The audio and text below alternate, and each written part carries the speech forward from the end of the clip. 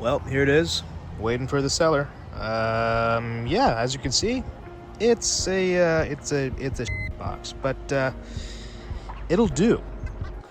I recently bought this 2005 ML500 with 220,000 miles, so I'll tell you why I bought it.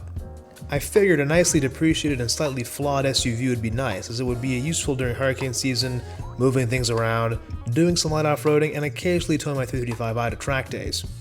I was originally looking for something like a Toyota 4Runner or a Lexus GX, but I had a hard time justifying their cost. I would likely have to sell my 39 to get one of those, which I did not want to do. I decided to broaden my search to something a little less desirable, something a little bit more German perhaps.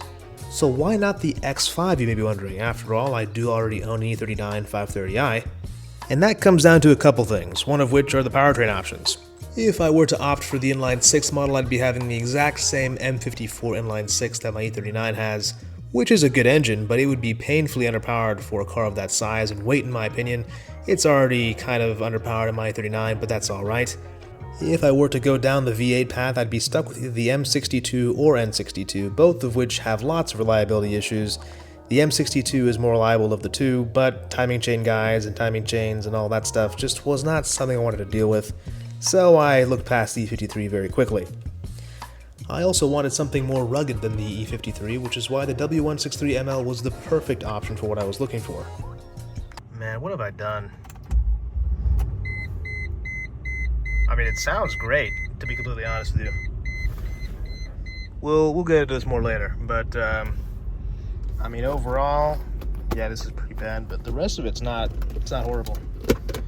So we'll decontaminate this guy soon, but really cannot complain. Though the interior and exterior build quality have been an issue on these cars since they were new, much of that was fixed in the later models. This being the last model year for the 163, it should in theory be among the best when it comes to the latest iterations of parts. So before we can get into all the problems with this car, which there are actually not many of, mechanically at least, cosmetically you can see there's quite a lot of work to be done, but it is kind of dirty. It seems this car has not been cared for much recently. I mean, it's all there, it's just, you know, kind of a mess. So before I start talking about this car and all its problems, let me clean it up at least a little bit. Let me vacuum all the garbage out and the previous owner's stuff, and then we can get going and figure out what the plan is with this thing and what I should really do with it, and if I should even put any money into this thing, because the reality is this will be an extremely budget-oriented build. This thing is not going to be doing anything crazy, maybe some tires, maybe a body lift, but that's about it. That being said, all of the 163 powertrains were pretty much bulletproof. At least I say that when I'm speaking about the M112 V6 families and M113 V8 families, which were both available in the US. Simple, single overhead cam, low maintenance engines, naturally aspirated, paired to an equally strong 722.6 5-speed automatic transmission. These vehicles regularly see upwards of 300,000 miles without an issue, compared to my dad's W164 ML63, which is rather high maintenance and expensive to run. This W163 ML500 is nearly as low maintenance as a Camry. Alright, so here's the before. This is what we're working with. It is pretty dirty and disgusting, but I'm optimistic that it will actually turn out pretty okay. So all this stuff is, yeah, it's stained pretty badly, but I'm going to vacuum this up first, because a lot of debris in here from who knows what. And then I'm going to shampoo the carpets and use my drill brush and kind of clean this up, and hopefully it comes out with my shop vac. At least most of it. We're not looking for perfection here. That's a lot to ask for. So I think we can make some pretty good progress. Most people will probably be terrified of this, but I'm not. So we're going to do that over there first, and I think we'll move on to the... Of course, the car's locked. I love that sound. We'll move on to the back over here. I'm debating on taking the seats out or not. I'm not sure if I care enough, but the car might really need it. So I'm thinking about it. We'll see. I probably should start off with the front. I'm kind of doing things backwards today, but that's all right. I think we'll be okay. On top of that, it is very easy to work on. What would take a few hours to do on my E39, R129, W204, or W164 would probably take about 20 minutes on this W163. It was designed to be taken apart and put together with a little effort, which makes owning these cars even easier. Alright, so here's where we're at so far. So you can see what I've done is I haven't done this part at all, which is horrible looking. I haven't even touched it. Pretty much started it right over here. And I kind of went this way, and I did a bunch. You can see it's turning out really, really well. I mean, it's not perfect by any means, but we're a hell of a lot better than when we started, that's for sure. As a 164 caretaker myself, it is with great joy I mentioned that this W163 does not have any air suspension either, and none of them did. They all just had normal springs on the back and torsion beams up front. Overlanding is all the rage these days, and people frequently take an old Range Rovers, Cayennes, and X5s and turn them into off-road monsters. The lack of locking differentials is one of the overlanding community's major gripes with the W163, though it can still get pretty far with its 2-speed transfer case and 4 ETS. 4-wheel independent suspension is certainly a downside when it comes to wheel articulation compared to a solid axle, but this did make the W163 a much better on-road vehicle than its more off-road focused competition. Well, the time has come to finally actually change some parts on this ML500, including power steering components, mainly just the reservoir and some fluid, valve cover gaskets, fix up the EGR valve, and do some other stuff as well. A lot of maintenance, just oil changes and stuff like that. I'll be waiting on some parts such as a coolant reservoir and some other stuff, but we'll get into that soon. This car has been kind of neglected recently, but it still drives pretty much just fine. But the only issue I'm really having is that my power steering whines at times, and it actually becomes very hard to steer, and the pump is trying pretty hard. It kind of seems like the pump is being starved, which usually indicates a bad filter. The power steering reservoirs in these cars, most Mercedes from the early 2000s, in fact, even to this day, with hydraulic steering at least, there's a little filter inside the reservoir which can go bad or get clogged. And if that does happen, it actually starves the pump of fluid, which will result in very heavy and difficult steering, along with some other negative impacts as well. But overall, I'm not trying to change it out. The reservoir itself is like $15 from Ryan. They're an OE supplier for the M113. We'll also be doing that. And currently this car has some weird ATF stop leak fluid in the power steering system, which is not correct. It should be Pentosan CHF11S, but there are some cheaper alternatives to that because that is about $45 a liter. Pentosan also makes CHF202, which is about $25, and Pentosan EHF, which is about $16.50, and that is what I have for this car because this car, quite frankly, does not deserve CHF11S, but EHF will work just fine, and it's certainly better than what we have now. And I'll be using that to flush out whatever garbage is in here currently. Hopefully we can save the pump and the rack and not replace that because I really don't feel like doing that. If you take a quick look at the modified W163 Facebook group, you'll see a ton of awesome, just incredibly modified W163s across the entire globe. People like Alex from Legit Street Cars have also made some pretty crazy off-road overlanding ML builds in the US. In my opinion, the W163 is perfect for the job given its robust ladder frame and other off-roading features. Mercedes claimed they designed the interior of the W163 to accommodate sleeping in the back with the rear seats folded down, which would be perfect for camping. I don't have any crazy mods planned for my W163, but I do think I'll get some all-terrain tires in a beefier size and do a minor lift by indexing the torsion beams. It's going to be about a 2-inch lift, just the tires. It's going to be awesome. These MLs are cheap, and I mean dirt cheap. You can buy a W163 ML for basically nothing on Facebook Marketplace. I got this clean title ML500 in running and driving condition for about $1,000. Yes, it's cosmetically flawed, it's high mileage, but parts are cheap and I'll be able to address that without hurting my wallet too much. Not to mention, you can find tons of these in junkyards for spare parts. Well, what do we have here? W163 ML500 with an intact rear bumper. Now this thing looks terrible, I'm not gonna lie, but it's not cracked, and that's the biggest thing that I care about. Unfortunately, it looks like that's resting on that wheel. That can't be right, is it? Oh my god.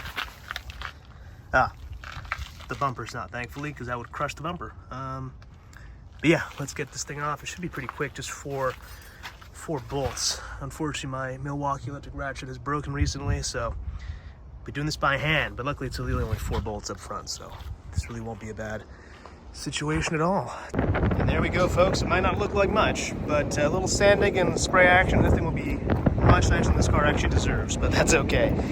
It's better than that, which is what matters, and once it's body color, we should be good to go.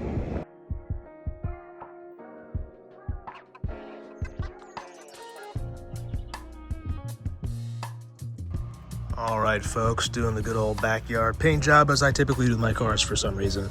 But yeah, this is turning out very, very well. No clear coat, just the paint so far. I'm gonna let this stuff cure for about 30 days before I put on some clear coat. I'll probably sand it down first. I actually do put these on the car now. You know, you probably shouldn't do that. I put them on the car and I just drive the car with it on. And you know, eventually I'll take it back off and clear coat it. But yeah, it's turned out pretty well so far. Maybe I'll do one more coat or perhaps even two.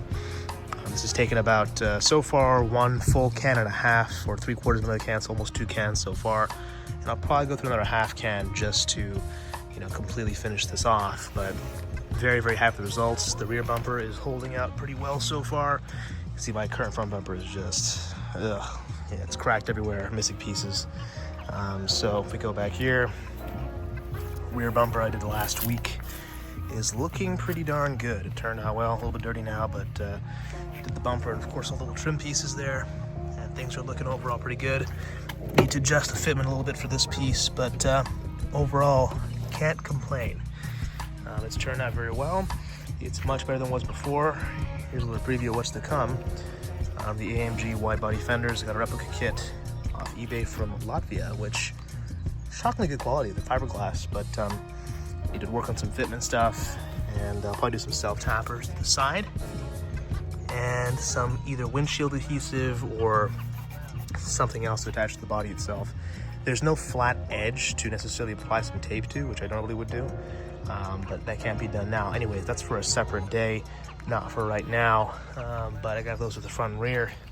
It will be nice having a new front bumper because right now this thing just doesn't look great as it is. So that should help things quite a bit. I need to 3D print some headlight washer caps because my car does not have headlight washers, but most 55 bumpers unfortunately do have that. So I'll have to cap those off.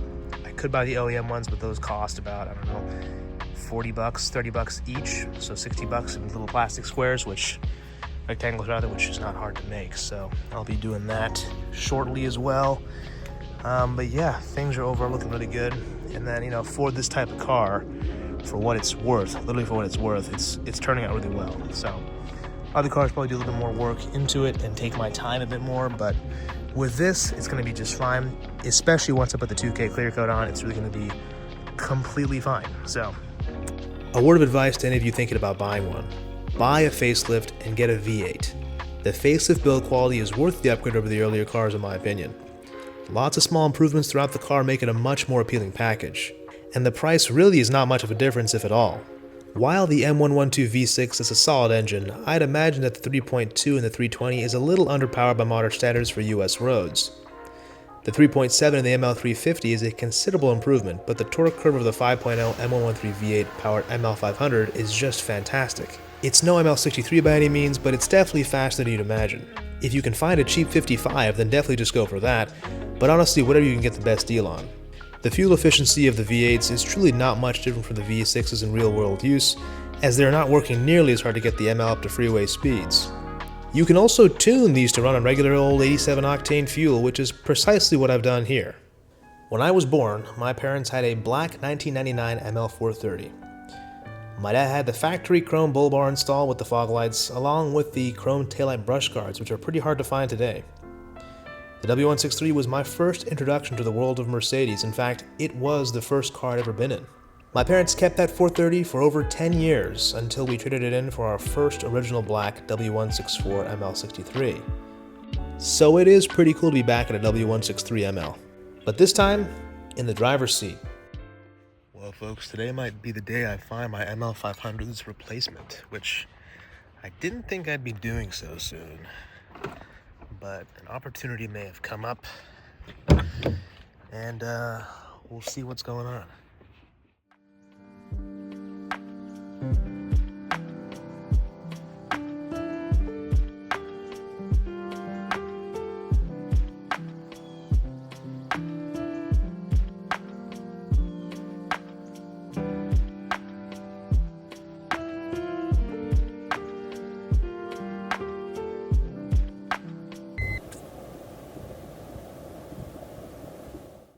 If you guys like this video and all my content so far, check out sta-industries.com and check out all the German car apparel I have, especially M15 stick stuff.